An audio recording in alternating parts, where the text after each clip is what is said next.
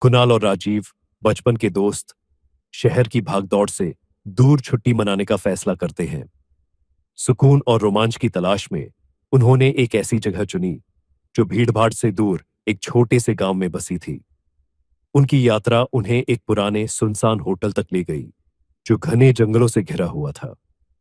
Hotel का पुराना ढांचा उसे रहस्यमय बनाता था और आसपास का शांत माहौल उन्हें बेहद सुकून भरा लगा। लेकिन गांव वालों की नजरों में उस होटल को लेकर एक अजीब सा डर था। यह देखकर भी कुणाल और राजीव ने होटल में चेक इन कर लिया।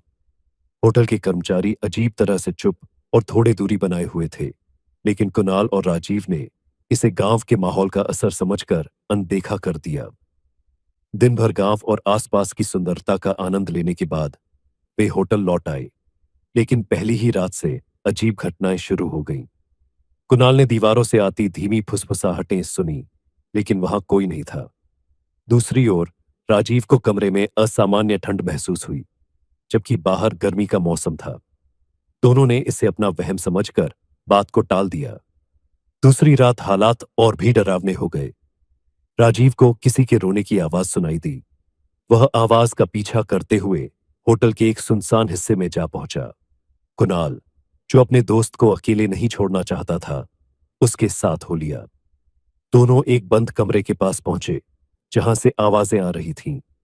जैसे ही वे लौटने लगे, वह दरवाजा खुद ब खुद खुल गया। कमरे के अंदर उन्हें एक पुरानी डायरी मिली। उसमें लिखी कहानी ने उनके होश उड़ा दिए। डायरी में एक पति पत्नी का जिक्र था जो सालों पहले उस होटल में ठहरे थे। पति ने एक काले जादू के पुजारी के कहने पर अपनी पत्नी की बलि दे दी थी।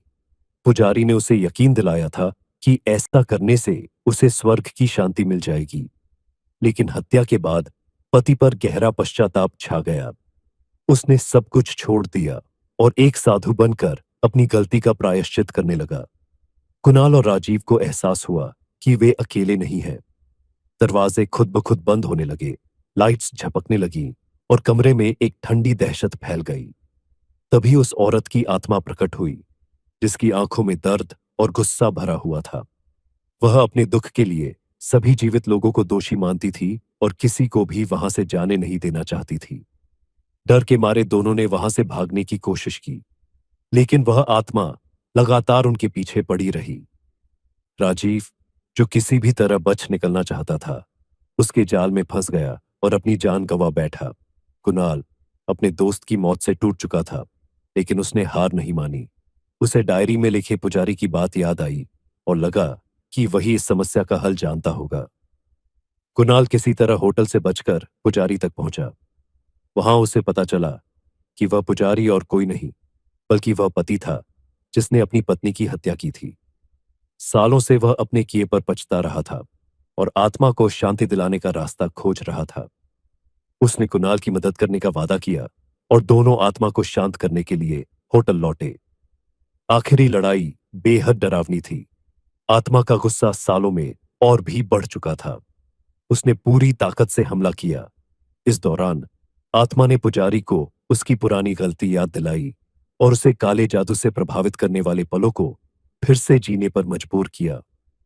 पुजारी ने पूरी शक्ति जुटाकर अपनी गलती स्वीकार की और आत्मा से माफी मांगी, लेकिन आत्मा इतनी आसानी से शांत नहीं हुई। उसने कुणाल को फंसा लिया और धमकी दी कि वह उसे भी मार डालेगी। तभी पुजारी ने अपनी जान की आहुति देने का फैसला किया। उसने आत्मा से कहा, मैंने जो किया वह अक्षम्य था, लेकिन मेरी मृत्यु तुम्हारी पीड़ा को खत्म कर सकती है। जैसे ही पुजारी ने यह कहा, आत्मा चीखते हुए शांत हो गई।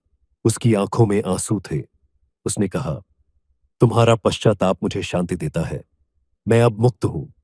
और वह धीरे धीरे गायब हो गई। पुजारी ने अपने अंतिम शब्दों में कुणाल से कहा, तुम्हारा यहां से बचकर जाना मेरा प्रायश्चित पूरा करेगा। और उसके बाद उसने दम तोड़ दिया। सुबह की पहली किरणों के साथ होटल पर सन्नाटा छा गया। कुणाल भयभीत लेकिन जीवित वहां से निकल गया। उसने कसम खाई कि वह कभी भी उस जगह नहीं लौटेगा। राजीव और वहां हुई भयानक घटनाओं की यादें उसे जीवन भर सताती रहेंगी।